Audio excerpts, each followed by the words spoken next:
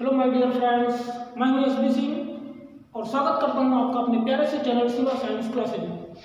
आज हम आप लोगों के लिए लेकर आए हैं कार्बन और उसके यौगिक का, क्योंकि हम बहुत धीरे धीरे चल रहे हैं, बहुत स्लो मोशन में चल रहे हैं। इसका रीजन सिर्फ एक ही है कि आपको ये कॉन्सेप्ट समझ में आए, क्योंकि ये चैप्टर ऐसा है कि बच्चे पूरा टॉपिक खत्म कर देते हैं लेकिन ये चैप्टर समझ नहीं पाते हैं। सिर्फ लास्ट में अगर कुछ बचता है तो वो रट्टाफिकेशन बचता है कि बस रट के किसी तरह पास होना है, ये समझ के पढ़ते। लेकिन हम आपको बता रहे हैं, आप वीडियो को एंड तक देखना। आपको आज हम हाइड्रोकार्बन की श्रृंखला और एल्केन, एल्कीन, एल्काइन का नामकरण कैसे करते हैं वो आपका पूरा कॉन्सेप्ट क्लियर होगा।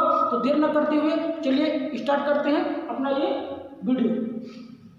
देखिए, जैसा कि आपको यहाँ पर दिख रहा है कि हाइड्रोकार्बन लिखा हुआ है और एल्केन, एल्कीन और एल्काइन जो हमने कल के वीडियो में बात कर चुके हैं, तो उसके विषय में आपको यहाँ पर पढ़ना है। तो कल हमने क्या पढ़ाया था कि एल्केन, एल्कीन, एल्काइन की स्ट्रक्चर्स कैसे बनती है, उसकी संरचना कैसे बनती है, उसके विषय में हमने जानकारी प्राप्त की थी। तो आज हम बात करने वाले हैं कि किसी भी रासायनिक संरचना का नामकरण कैसे करेंगे, किसी भी आणविक सूत्र का। ये जो आपके पास ये फॉर्मूले जो लिखे हुए हैं, इसको बोलते हैं आणविक सूत्र। और इन आणविक सूत्रों को हम, दिख रहा है आप लोगों को, आणविक सूत्र, और ये आणविक सूत्र ही, इन्हीं का हमें नामकरण सीखना है। तो नामकरण सीखने के लिए सबसे पहला काम करना है कि आपको इतना ये जो यहाँ पर लिखा हुआ है ये कहानी आपको रटनी पड़ेगी। कुछ नहीं, जैसे आप टेबल याद करते हो, पहाड़ा याद करते हो, ठीक वैसे ही आपको ये रट लेना है। जैसे लिखा C1, जब कार्बन की संख्या 1 तब हम शुरू करेंगे meth 1 pro but pent hex hept आप नॉन डेथ। ये 10 है। जैसे आप टेबल याद करते हो उसी तरह आपको यहाँ पर बना हुआ है, लिखा हुआ है।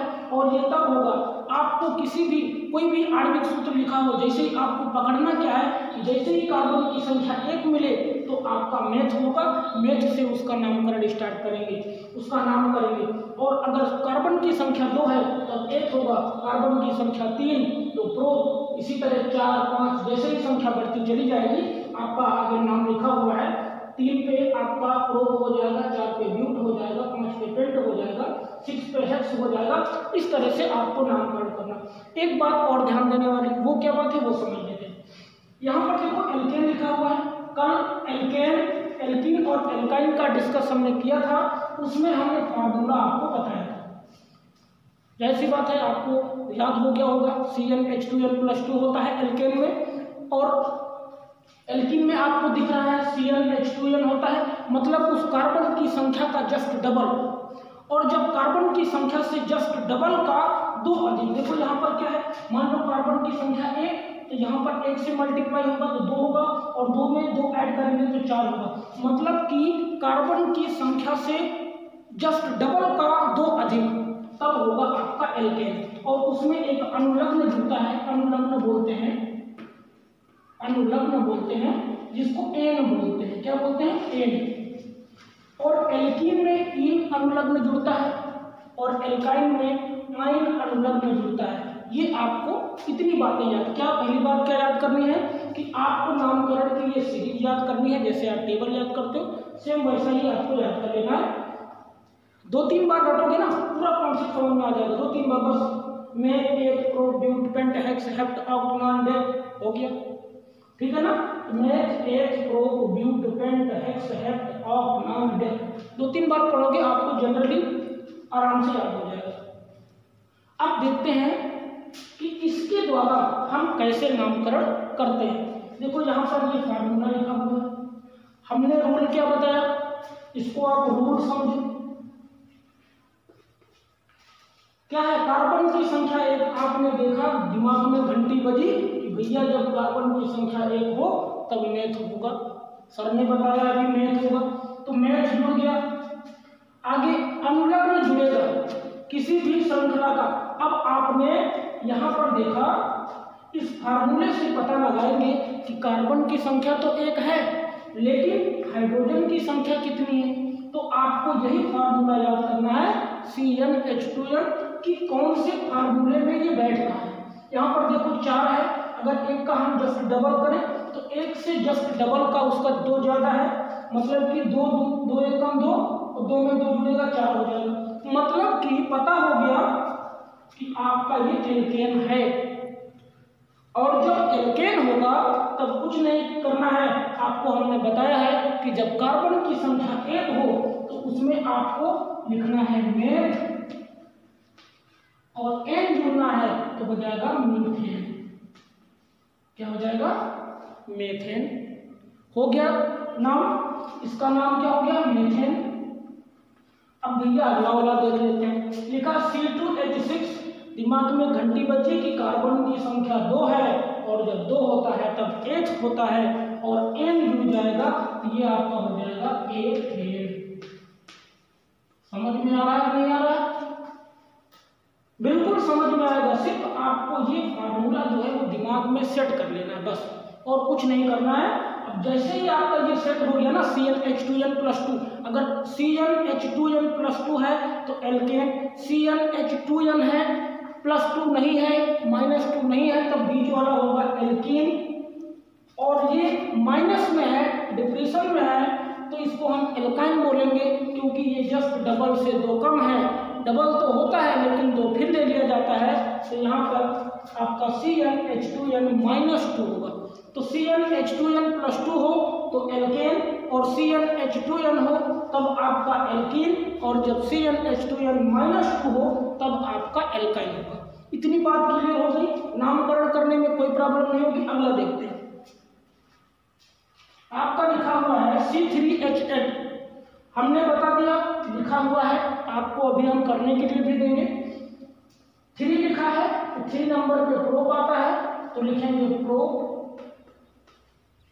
अब देखेंगे कि क्या कार्बन की संख्या 3 है तो 3 का जस्ट डबल का 2 अधिक है क्या?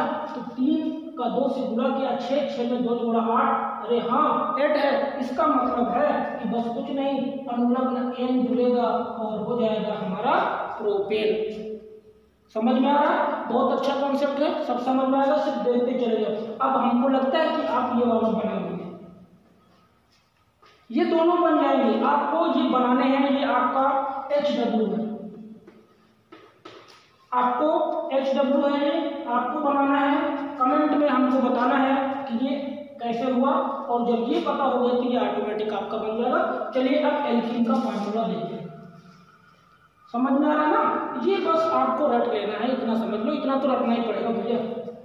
तो बस CnH2n है, फार्मूला लिखा हुआ है सामने, C2H4 है, कार्बन की संख्या 2, इसका मतलब 1, तो लिखेंगे 1। इतना तो फिक्स हो गया ना कि 1 ही होगा, ये फिक्स है, कार्बन की संख्या 2 ही देखते हैं, हम बता दिए। अब देखेंगे क्या ये इससे डबल है, जस्ट डबल। जब कभी भी कार्बन का जस्ट डबल मिले तब सिर्फ 3 जोड़ना है और हो जाएगा एथीन। क्या हो जाएगा? एथीन हो जाएगा। और जैसे ही कार्बन की संख्या 3 जस्ट डबल है, बहुत सरल है, ये तो बहुत सरल है, बस क्या जोड़ेंगे? 3 है तो 3 नंबर पे प्रोप आता है तो लिखेंगे प्रोप और इन तो हो जाएगा प्रोटीन। कार्बन की संख्या 4 तो मेथ एथ प्रोप ब्यूट तो हो जाएगा आपका ब्यूटीन। इस तरह से आपका ये हो गया ब्यूटीन। ये आपको अब स्वयं बनाना है, ये भी होमवर्क हो गया आपका। C4H10 का बनाना है, C5H12 का बनाना है और C5H10 का बनाना है। ये आपको बस इसमें क्या है भैया, 5 लिखा हुआ है, जस्ट डबल, जस्ट डबल है, जस्ट डबल है तो क्या होगा? 5 नंबर पे meth eth prop but paint तो हो जाएगा पेंटीन। हो गया, हमने बता दिया भैया। चलो अगला वाला देखते हैं। सबसे हाई फाई वाला ये है, ये बेचारा हाई फाई तो हो जाता है लेकिन 2 कम हो जाता है। लास्ट में क्या होता है ना, डबल तो होता है बड़ी फुर्ती के साथ लेकिन 2 कम हो जाता है। कम कैसे होता है? देखो फार्मूला ही इसका कम हो रहा है भैया। कार्बन की संख्या 2 मिली, डबल हुआ 4 हो गया, खुश हो गया, लेकिन जैसे 2 घटा फिर आ गया लेवल पे, है ना? तो ये आपका C2H2 है। आपने देखा कि कार्बन की संख्या 2 है और डबल 4 होगा और 4 से 2 घटेगा तो 2 बचेगा। इसका मतलब ये तो फिक्स हो गया कार्बन की संख्या 2, तो हो गया आपका 8 हो गया। अब 2 कम है डबल से तो आयन जुड़ेगा, ये अनुलग्न है, बार बार हम बोल रहे हैं अनुलग्न लगाते हैं, तो ये आपका एथीन है हो जाएगा, सॉरी 8 है, और यहाँ पर जब आयन जुड़ेगा तो हो जाएगा एथाइन। कार्बन की संख्या 3 और ये जस्ट डबल से 2 कम है, 3 का डबल 6, 6 से 2 कम 4, इसका मतलब ये जब कम हो, डबल से 2 कम हो तब क्या होगा, मेथ एथ प्रोप, तो हो जाएगा प्रोपाइन। समझ में आ रहा है, प्रोपाइन होगा। अगला कार्बन की संख्या 4 जस्ट डबल से 2 कम, तो मेथ एथ प्रोप ब्यूट, तो हो जाएगा ब्यूटाइन, ब्यूटाइन। तो ये वाला आप अब हम समझ गए कि आप बना लेंगे, कुछ नहीं करना है आपको, हम फिर से एक बार रिवाइज करा रहे हैं, फिर से एक बार बता रहे हैं, ध्यान से समझना है। स्टार्टिंग से चलते हैं। नामकरण पद्धति जो है इसको सीखते हैं, इसी को बोलते हैं IUPAC नेम, वो आपको हम आगे की वीडियो में IUPAC नाम सिखाएंगे। अभी सिर्फ हम यहाँ पर नामकरण सीखे हैं। इसके बाद एक छोटा सा टॉपिक बचता है जो पेपर में बहुत पूछा जाता है, पहले तो इसको एक बार हम रिवाइज कर रहे हैं। तो रिवाइज करने के लिए हमने क्या बताया कि कार्बन की संख्या 10, लेकिन आपको मेनली 5 6 तक याद कर लेना है, आपका काम चल जाएगा यहीं तक। Meth eth prop but pent hex hept आर्क नॉन डेथ, ये 10 हैं, आपको मेनली 5 6 याद कर लो ना, आपका काम चल जाएगा यहाँ पर हाई स्कूल के लेवल में। तो इतना याद करना है, meth eth prop but pent hex, बस। अब यहाँ पर आपको अनुलग्न देखना है कि अनुलग्न कौन सा है, तो एल्केन का अनुलग्न एन होता है, एल्कीन का अनुलग्न इन होता है, और एल्काइन का अनुलग्न आइन होता है। तो इस फार्मूले को रखना है कि एल्केन का सूत्र होता है CnH2n+2, और एल्कीन का फार्मूला होता है Cl मतलब कि कार्बन का जस्ट डबल, और एल्काइन का होता है ClH2n-2 मतलब कि जस्ट डबल से 2 कम। बस उसी बेस पे आपको नामकरण कर देना है। तो जो टॉपिक आपका बचा है, इसके बाद अगर आपने इसका स्क्रीनशॉट नहीं लिया है तो मैं हट जा रहा हूँ। इतना बताने के बाद कि आपको हाइड्रोकार्बन श्रृंखला के जो पॉइंट है वो समझना है, तो बस हम हट जा रहे हैं, आपको इसका स्क्रीनशॉट ले लेना है और घर पे प्रैक्टिस करना है।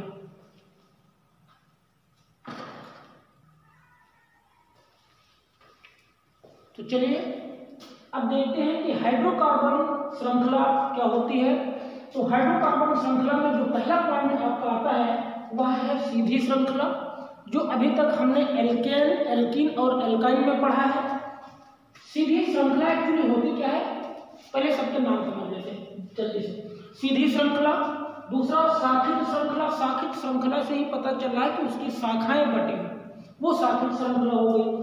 तीसरा वलय होता है, और वलय ही इंपॉर्टेंट होता है जो पेपर में मेनली पूछा जाता है, और आ जाएगा आपका कि साइक्लोप्रोपेन की संरचना बनाइए 2 नंबर में, साइक्लोब्यूटेन की संरचना बनाइए या साइक्लोपेंटेन की संरचना बनाइए, तब वहां पर आपको प्रॉब्लम हो जाती है, क्योंकि आप मेनली क्या पढ़े होते हो, एल्केन, एल्कीन और एल्काइन, और वो आपकी श्रृंखला जो होती है वो सीधी श्रृंखला होती है। इसमें क्या होता है, इसमें 3 बातें आती हैं, आपको हम समझा देते हैं धीरे से। कार्बन के बीच में सिंगल बॉन्ड हो सकता है। दूसरी बात, कार्बन की कहीं एक जगह पर डबल बॉन्ड हो सकता है। और तीसरी बात कि कार्बन के बीच में कहीं कहीं पर ट्रिपल बॉन्ड हो सकता है। ये 3 बातें आपकी सीधी श्रृंखला में आती हैं, जो मेनली आप पढ़ते हो एल्केन, एल्कीन और एल्काइन में। तो ये तो संरचना जो आपको दिख रही है, सी सिंगल बॉन्ड है पहले वाले में, पहले नंबर पे सिंगल बॉन्ड, दूसरे नंबर पे आपका एक जगह पर, कहीं पर, हर जगह नहीं मिलेगा, किसी एक कार्बन के बीच में आपको डबल बॉन्डिंग मिलेगी, डबल बॉन्ड मिलेगा, और कार्बन के बीच में आपका ट्रिपल बॉन्ड मिलेगा। ये 3 बातें हो सकती हैं किसमें, सीधी श्रृंखला में। कल हमने आपको छोटे छोटे करके भी बताते हैं स्ट्रक्चर। जैसे सपोज दैट अगर हम एग्जांपल लें CH4 का तो कार्बन सिंगल है और हमने कार्बन की संयोजकता को 4 बताया है। कितना बताया है? 4 बताया है। तो आपको कार्बन लिखना है और 4 डंडी इस तरह से बना देना है और 4 हाइड्रोजन इस तरह से सेट कर देना है। आगे जब अभी हम प्रकार्यात्मक समूह पढ़ेंगे तो वहां पर आपको विस्तार से बताएंगे कि यहाँ से जब हाइड्रोजन हटता है तो आगे की प्रोसेस क्या होती है, वो आपको प्रकार्यात्मक समूह में पढ़ेंगे। तो ये बातें हमने कल मेनली आपको बता दी थी, तो यहाँ पर इसकी कोई चर्चा नहीं करेंगे, लेकिन जो कल हमने संरचनात्मक सूत्र बनाए थे वो आपको बता दें। तो अब सीधी श्रृंखला की बात खत्म हो गई, 3 होते हैं।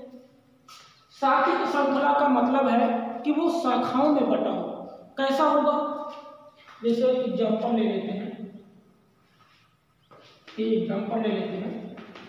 मान लो कि कार्बन की ऐसे लंबी लंबी श्रृंखला है, ठीक।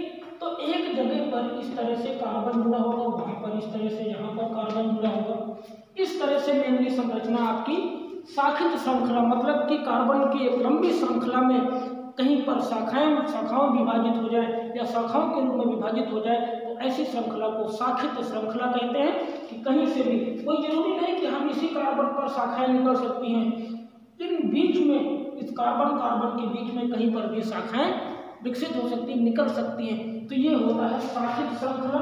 तो आपको मेनली आपके सिलेबस में जो है वो आपको सीधी श्रृंखला पढ़नी है, ना कि ये शाखित श्रृंखला पढ़नी है, लेकिन जानकारी होना जरूरी है। तो वलय की बात करें तो वलय में हमने क्या बताया? Cyclopropane, cyclobutane, cyclopentane. तो यही संरचना आज हम इस वीडियो में कंप्लीट करेंगे। उसके बाद हम अगले टॉपिक में प्रकार्यात्मक समूह क्या होते हैं और वो कैसे मिलते हैं और कैसे उनका नामकरण होता है, कैसे उनके IUPAC नाम लिखते हैं, वो हम अगले वीडियो में सीखेंगे। तो चलिए साइक्लोपेंटेन और साइक्लोपेंटेन की संरचना को हम बनाते हैं।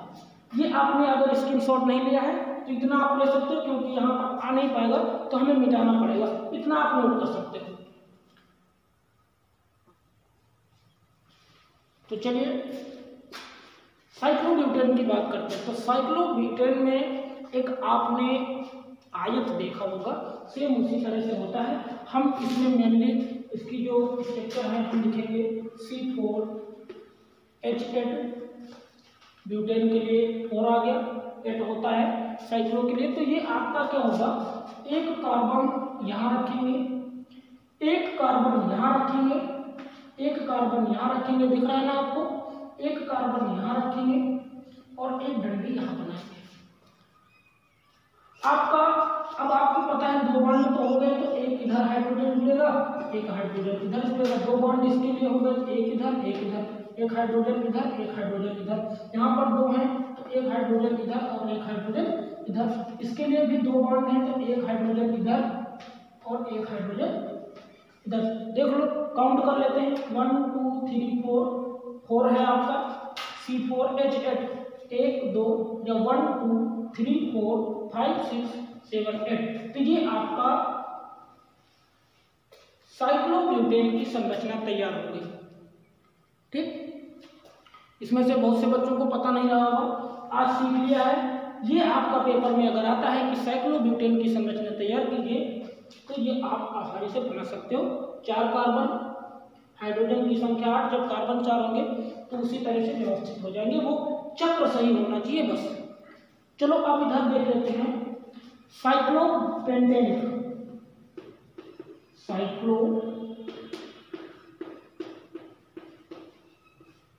साइक्लोपेंटेन्स की संरचना हम टेम्पल के आकार का बनाते हैं। टेम्पल आपने मंदिर देखा होगा, ऐसे ऐसे बना होता है, ऐसे ऐसे बना होता है, तो उस तरह से हम बनाएंगे। इसमें कार्बन की संख्या 5 होगी और हाइड्रोजन की संख्या आपकी होगी 10, ठीक। तो चलिए टेम्पल बनाते हैं भैया।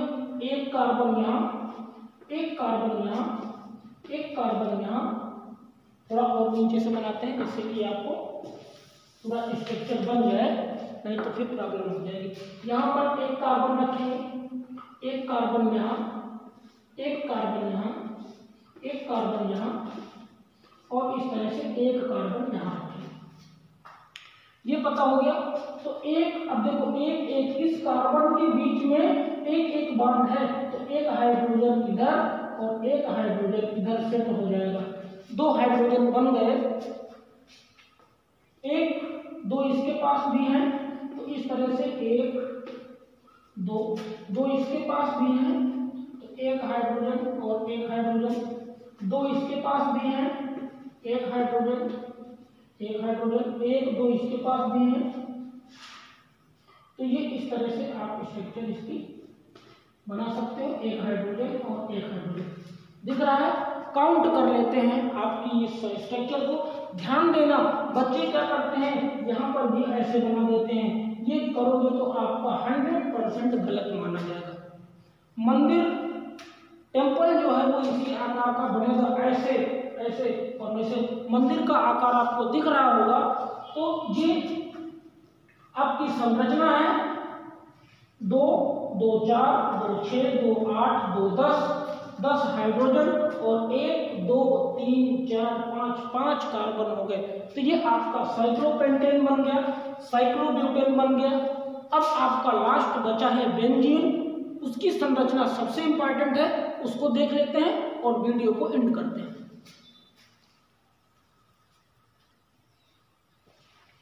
तो चलिए ये बेंजीन की बात करते हैं। और ये जो बेंजीन है ये आपका पेपर में बहुत पूछा जाता है। एक बेंजीन हो गया और एक पहले चैप्टर में है S8 की इलेक्ट्रॉन बिंदु संरचना।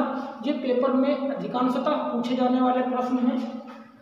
बेंजीन की संरचना पूछने के लिए आ जाता है कि इसका फॉर्मूला C6H6 होता है और इसकी स्ट्रक्चर हम बनाएंगे। C6 तो कार्बन को 6 रखना पड़ेगा, तो उसी तरह से बनाएंगे। एक कार्बन यहाँ, एक कार्बन यहाँ, एक कार्बन यहाँ और एक कार्बन यहाँ, बराबर पे कर लेते हैं।